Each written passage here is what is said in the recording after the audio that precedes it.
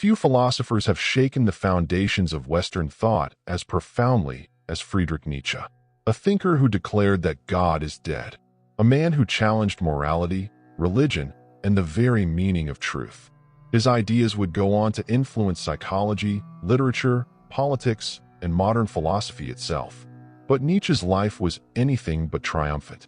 He lived much of it in isolation, misunderstood by his contemporaries, plagued by illness, and ultimately consumed by madness. Yet the very ideas that once shocked his generation would later transform the intellectual landscape of the modern world. This is the story of Friedrich Nietzsche, a philosopher who believed he was born posthumously, destined to be understood only by future generations. And perhaps he was right. Friedrich Wilhelm Nietzsche was born on October 15, 1844, into a deeply religious Lutheran family in Germany. Faith surrounded him from the very beginning. His father, Karl Ludwig Nietzsche, was a Protestant pastor. Both of his grandfathers had been pastors as well. For the young Nietzsche, the path seemed almost predetermined. He would grow up to serve the church, and for a while, he believed he might. But during his teenage years, something changed. Nietzsche began to question the religious convictions he had inherited. Gradually, the faith of his childhood began to fade. In its place, a new passion emerged: philosophy. In 1864, he enrolled at the University of Bonn to study classical philology and Protestant theology. But the more he studied, the further he drifted from the religious path expected of him. Soon he transferred to the University of Leipzig, following a professor who had become something of a mentor to him, the philologist Friedrich Wilhelm Nietzsche. It was there that Nietzsche made a discovery that would transform his life. He encountered the work of the philosopher Arthur Schopenhauer. Reading the world as will and representation left a deep mark on him. Nietzsche felt he had discovered a thinker who spoke directly to the darkest and most profound questions of existence. From that moment on, philosophy became his true calling. His brilliance quickly became impossible to ignore. At only 24 years old, an extraordinary achievement, Nietzsche was appointed professor of philology at the University of Basel in Switzerland. To accept the position, he even gave up his Prussian citizenship and became Swiss. Over the next decade, Nietzsche immersed himself in the world of ancient Greece. He was fascinated by early Greek thinkers, the pre-Socratics, especially Heraclitus and Empedocles. During this time, he also formed friendships that would shape his intellectual life, including the historian Jacob Burckhardt and the composer Richard Wagner. But history soon intervened. In 1870, the Franco-Prussian War broke out. Nietzsche volunteered as a medical orderly. What he witnessed there, the suffering, the wounds, the devastation, left a deep psychological mark on him. Back at Basel, Nietzsche was still a young professor trying to establish himself in the academic world.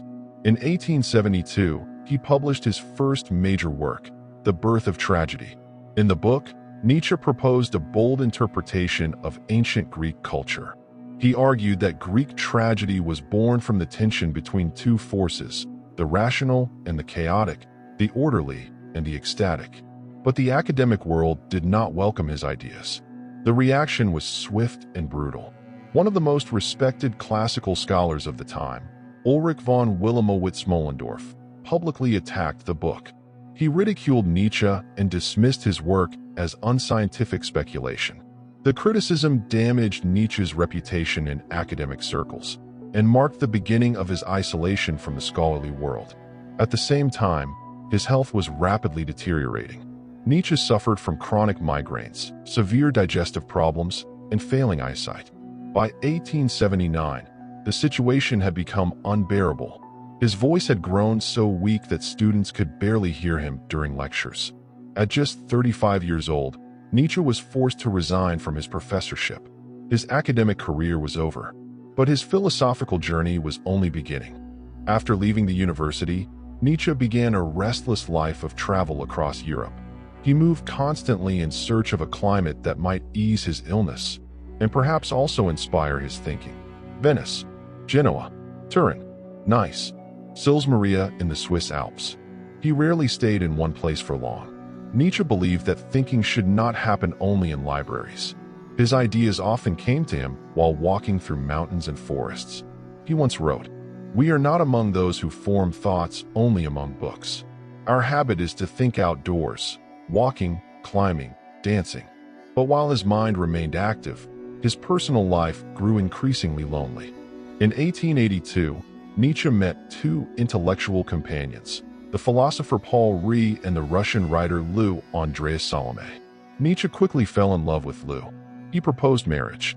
She refused. The rejection deeply wounded him, and the fragile circle of friendship soon collapsed. Yet out of this emotional turmoil came one of Nietzsche's greatest works. While staying in Nice, he began writing a strange and poetic philosophical book, Thus Spoke Zarathustra. Part philosophy, part prophecy, the book introduced some of his most famous ideas, including the concept of the Übermensch and the call for humanity to overcome itself. Nietzsche wrote with an almost feverish intensity. His thoughts became more radical, more poetic, and more visionary. But the strain on his mind was growing. On January 3, 1889, in the Italian city of Turin, everything came to a sudden end. According to a famous story, Nietzsche witnessed a horse being brutally whipped in the street at sea.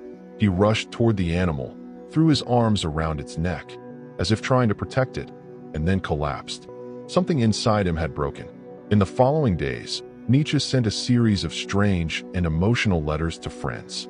These messages, later known as the Letters of Madness, were signed with bizarre names, sometimes Dionysus, sometimes the Crucified. Soon after, he fell into complete mental collapse. Nietzsche would never recover.